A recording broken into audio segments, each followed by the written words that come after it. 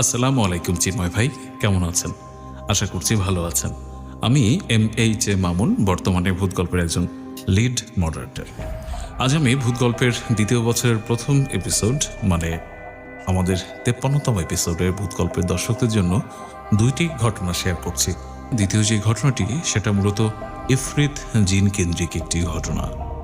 ইফরিত জিন জাতির মধ্যে সবচেয়ে শক্তিশালী জিন এই বংশের জিনেরা। আজ তাই এই ইফরিত বংশের জিন নিয়ে আজ আমার দ্বিতীয় ঘটনা। এবার মূল ঘটনায় চলে যাই। ইফরিত জিন, প্রথম পর্ব।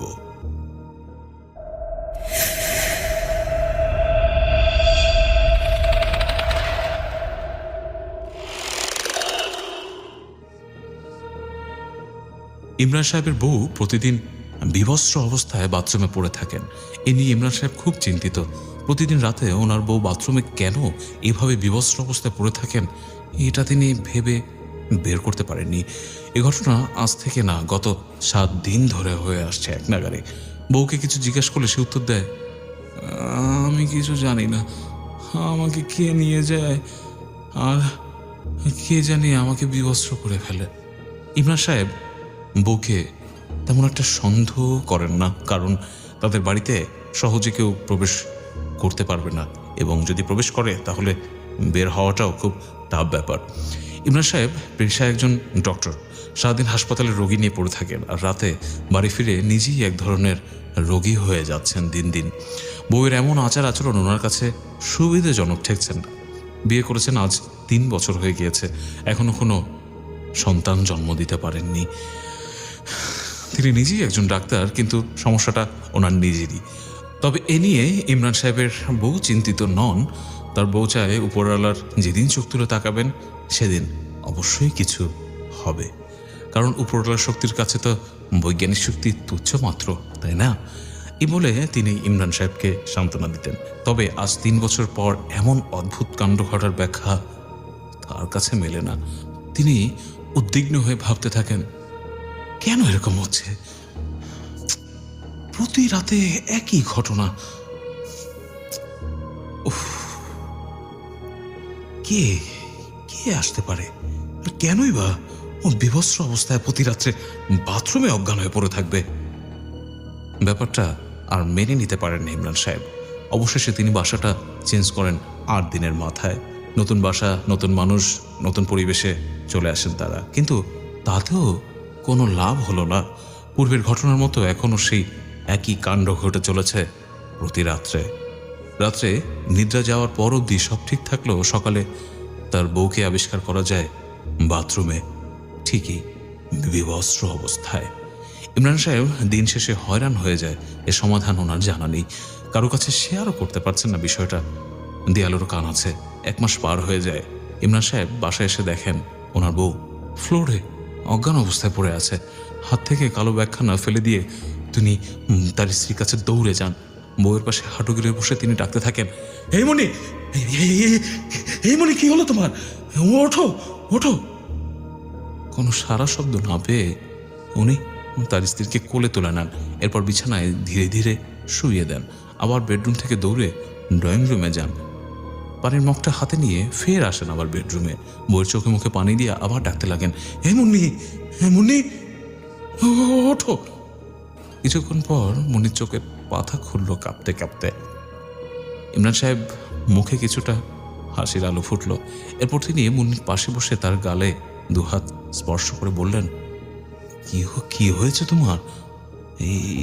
এভাবে এভাবে পড়েছিল কেন নিচে? আমার খুব বমি হয়েছে ইমরান, আমি বুঝতে পারছি না আমার কি হয়েছে।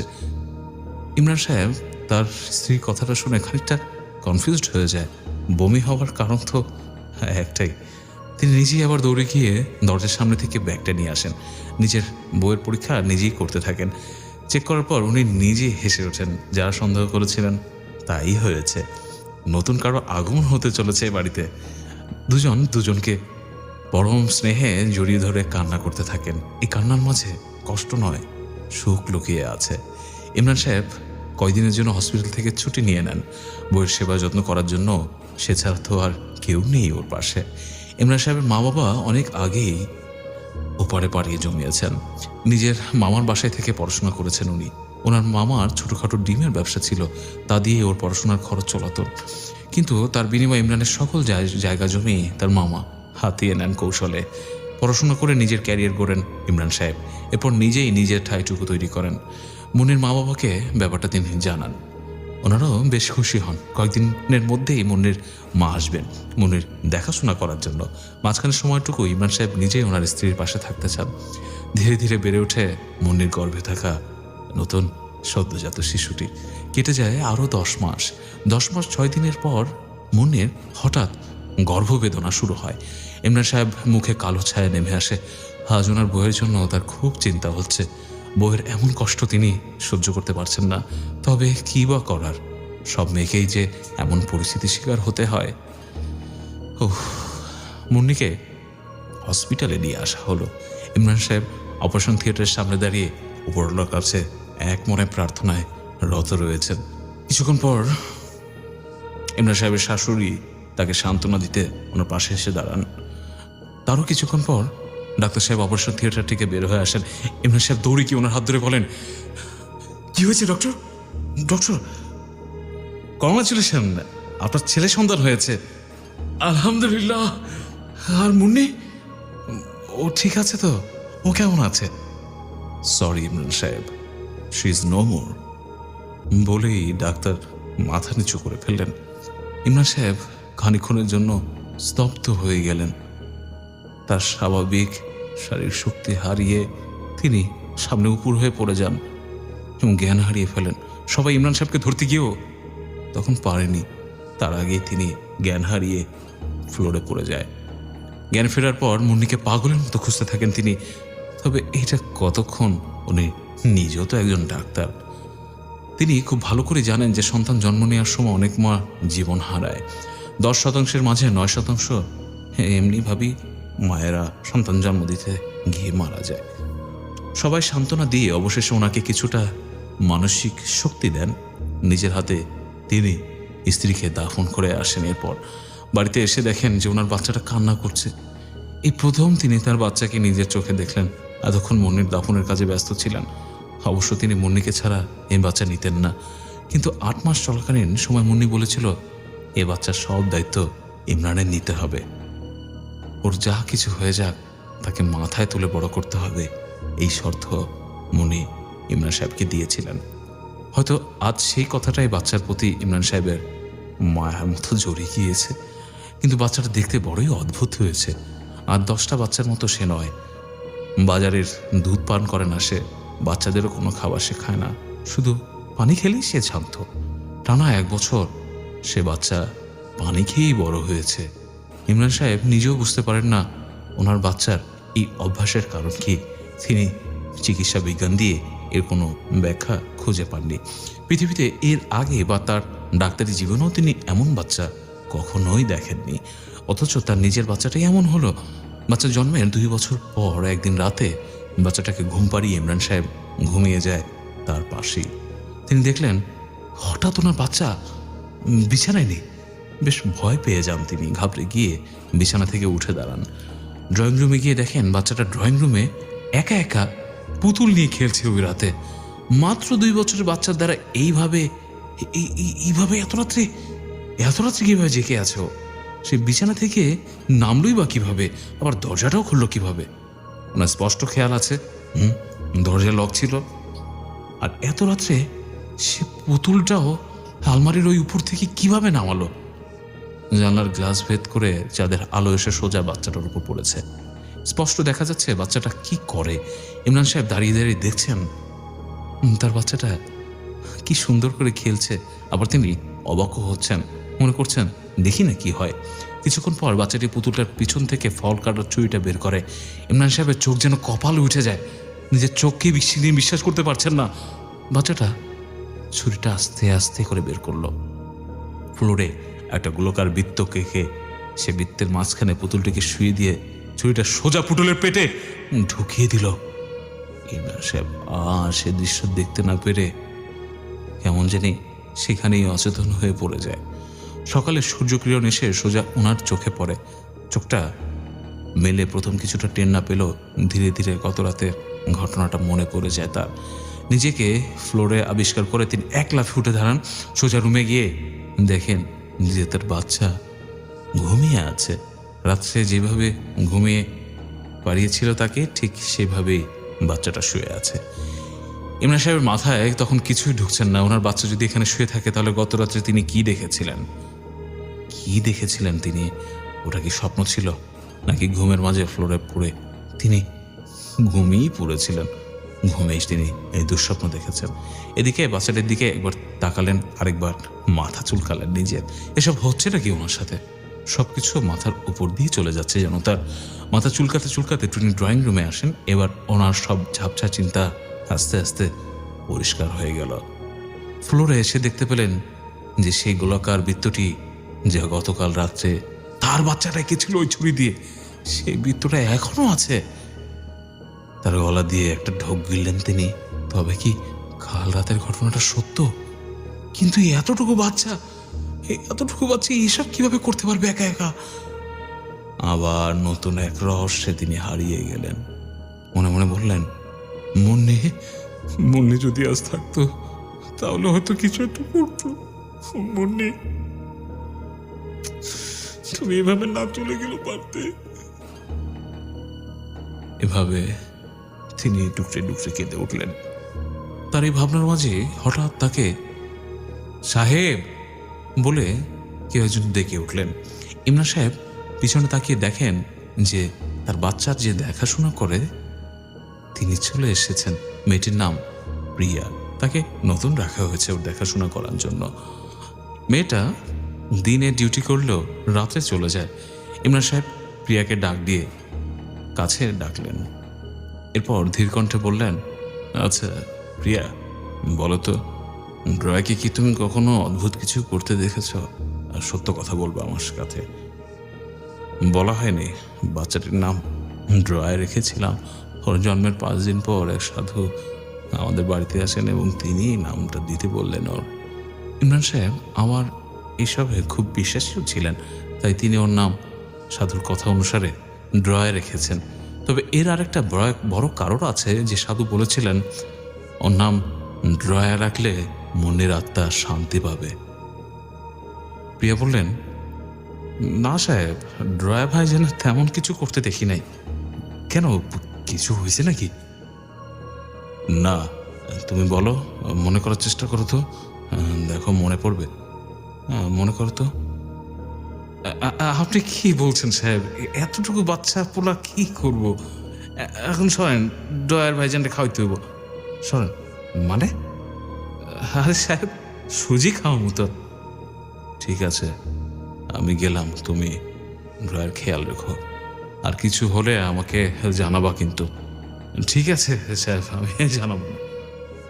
ইমরান সাহেব প্রিয়ার সাথে কথা শেষ করে ফ্রেশ হয়ে হসপিটালে চলে যান। কিন্তু তার একটু খটকা লাগে।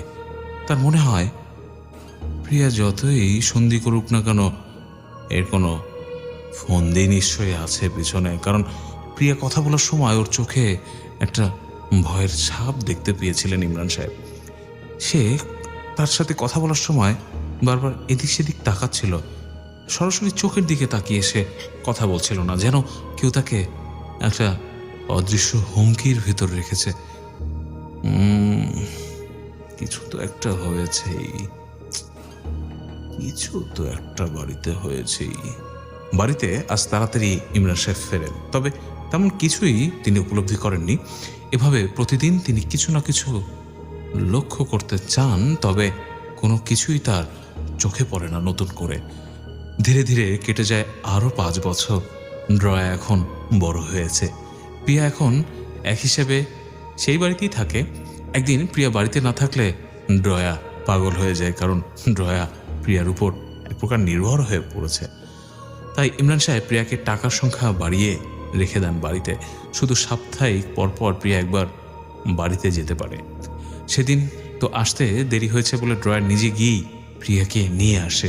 ইমরান সাহেব ভাবেন হয়তো মায়ের আদর প্রিয়ার থেকে ড্রয়া প্রিয়াকে এতটা পছন্দ করেছে।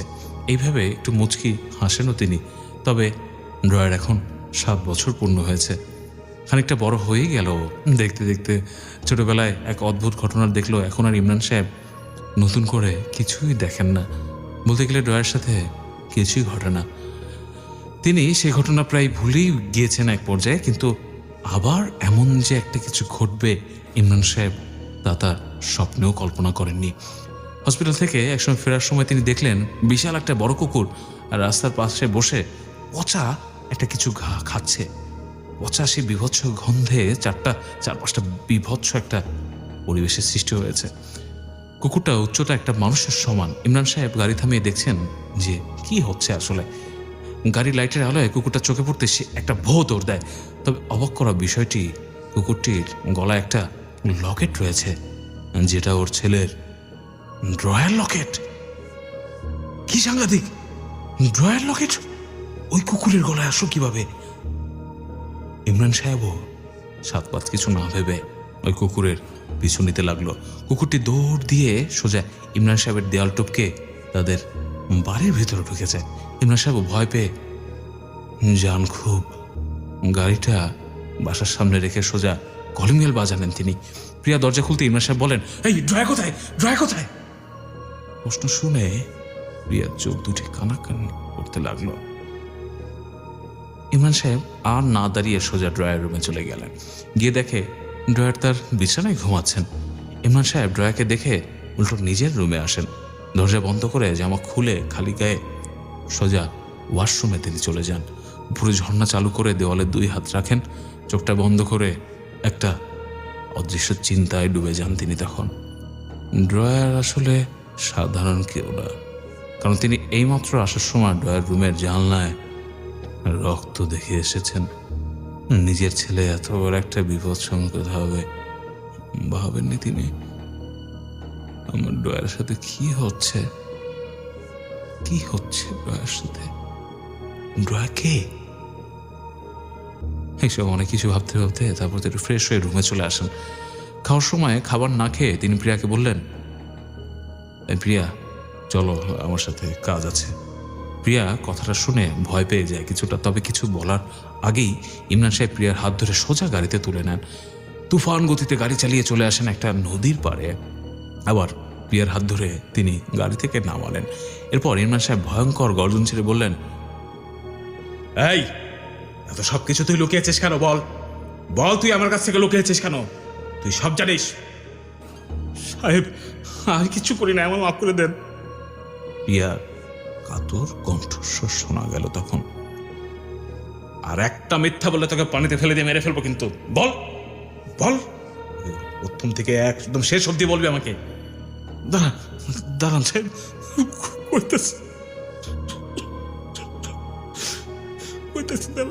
তবে একটা শর্ত আছে, আমার দেশের বাইরে পাঠিয়ে দেওয়া লাগবে কাল সকালের মধ্যেই। আচ্ছা ঠিক আছে, বল বল, শেষ থেকে বল, শুরু থেকে বলবি। সাহেব ড্রয়ার ভাইজান কোনো মানুষ না সাহেব, উনি একজন শয়তান। এর অনেক শক্তি, এই পৃথিবীতে নাকি হে রাজত্ব করে বেড়াবো। হ্যাঁ এগুলা আমি প্রথম থেকেই জানতাম। আমাকে কেন বলিসনি? আমাকে এতদিন কেন বলিস? তোকে যেদিন আমি প্রথম দিন জিজ্ঞেস করলাম আমাকে কেন বলিসনি সেদিন? কেমনি কইতাম সাহেব, ড্রয়ার ভাইজান ছোটবেলা থেকেই কথা কইতে পারে। যখন ভাইজানের বয়স 3 মাস চলে তখন থেকেই ও কথা কইতে পারে। তবে ভাইজান 2 রকম কথা কয়। আপনার লাগে বাচ্চাকে কণ্ঠে, আর একা থাকলে বইরা দানবের মতো কথা কয়। আমি ওনার সেই ভয়ঙ্কর কণ্ঠ শুনছি। আমার তো ছোট থাকতেই কইছে আমি যেন এই কথা কাউরে না বলি, কইলেই আমার সে মাইরা ফেলাইব। আর আমি আর কিছু জানি সাহেব, আমি আর কিছু জানি না, আমার কিছু কয়েন না। তবে আরেকখান কথা, ড্রয়ার ভাইজান যখন থাকে রুমে তখন সে কার লোকে যেন কথা কয়, মনে হয় 5-6 জন মিলা একসাথে কথা কইতেছে ঘরের ভিতরে। তুই দেখেছিস কখনো? কারা কারা ছিল? না সাহেব, আমি সামনে গেলেও আমি কাউরে দেখি নাই। তবে আমার মনে হইতো যে একসাথে অনেকই হ্যাঁ ঠিক আছে, যা এইখান থেকে সোজা বাড়িতে চলে যা, সোজা বাড়িতে চলে যাবি। তোকে আমি লন্ডন পাঠিয়ে দেবো, যা চলে যা। এই বলেই ইমাম সাহেব অনেকটা বিমর্ষ অবস্থায় বাসায় চলে আসে। ড্রয়ার তখনও নিজের রুমেই ঘুমাচ্ছিল। ইমরান সাহেব টেবিলে বসে ডায়েরিটা খোলেন। মনির কথা আজ যেন খুব মনে পড়ছে ওনার। মনিটা আজ নেই, কতটা দিন চলে গেল। মনির কথা মনে হতে তিনি শুরু থেকে A to Z সব ঘটনা ডায়েরিতে সারা রাত ধরে লিখে রাখলেন। ভোর সকালে ফোন আসে, প্রিয়া মারা গেছে। প্রিয়া প্রিয়া মারা গেছে। প্রিয়ার মৃত্যুর খবরটাও তিনি ডায়েরিতে নোট করেছিলেন। তারপর তারপর কি হলো? আর তো কিছু লেখা নেই। আরে ধুর, এই ড্রয়াকে মারার কোনো উপায় কি আছে কি নেই? না, ড্রয়াকে মারার জন্য কোনো কারণ না, তাকেই লাগবে যার জন্ম হবে শুধুমাত্র ড্রয়াকে শেষ করার জন্য। এতক্ষণ কবিরাজ মহসিন মোল্লা আর মোহাম্মদ শাকিল ইমরান সাহেবের লেখা ডায়েরিটা পড়ছিলেন। ডায়েরিটা আজ থেকে 9 বছর আগের ডায়েরি। বর্তমানে ড্রয়া নামের একটা শয়তান পৃথিবীকে শেষ করে দিচ্ছে। প্রতিদিন কয়েকশো কুমারী মেয়ে ও যুবক ছেলেকে নিয়ে সে বলি দেয়। সে নাকি অমর হবে। ড্রয়ার অত্যাচারিতায় শিকার হচ্ছে দেশের প্রতিটা মানুষ। সেদিন ড্রয়া নিজেই তার বাবাকে মেরে ফেলেছিল। কিন্তু আসলে কি ড্রয়া ইমরানের সন্তান, নাকি এর পিছনে রয়েছে অন্য এক রহস্য? কবিরাজ মহসিন মোল্লা আকাশের দিকে তাকিয়ে দেখলেন আকাশটা মেঘ ছাড়া অনবরত গর্জন করছে। শীতল বাতাস ছুঁয়ে যাচ্ছে তাদের দেহ। শাকিলের এর কারণ জানতে চাওয়াতে মহসিন মোল্লা বলেন, সে আসছে, সে আসছে। হ্যাঁ হ্যাঁ হ্যাঁ হ্যাঁ শাকিল, সে আসছে, সে আসছে যে বিনাশ করবে ওই অশুভ শক্তিকে। সে আসছে কারো গর্ভে। হ্যাঁ, কোনো মায়ের গর্ভ থেকে পা রাখতে চলেছে এই সুন্দর পৃথিবীতে। সে আসছে, সে আসবে, তাকে আসতেই হবে। কিন্তু সে কয়দিন পর শেষ করবে ড্রয়াকে? বড় বড় চোখ করেন মহসিন মোল্লা। শাকিলের দিকে তাকিয়ে বললেন, সে এসে গেছে, সে এসে গেছে শাকিল। সে যুবক হওয়া অবধি আমাদের অপেক্ষা করতে হবে। ততদিন আমাদের নিজেদেরকে বাঁচিয়ে রাখতেই হবে। শুভ হোক তার আগমন, শুভ হোক, শুভ হোক তার আগমন। কি ভাবছেন ঘটনা এখানেই শেষ? না, বাকি পর্বটা অন্য কোনো একটা এপিসোডে শেয়ার করব। তাই সকলে ভূত গল্পের সাথে থাকুন, শুনতে থাকুন প্রিয় ভূত গল্প। ধন্যবাদ প্রিয় চিন্ময় ভাই, আপনার মুখে আমার ঘটনাটা বলার জন্য। ভূত গল্প দীর্ঘজীবী হোক। আল্লাহ হাফেজ। ধন্যবাদ মামুন ভাই আপনার ঘটনার জন্য। পরবর্তী পর্বের ঘটনার জন্য আমি অধীর আগ্রহে বসে আছি। ঘটনাগুলি কেমন লাগবে সবাই জানাবেন আশা করি।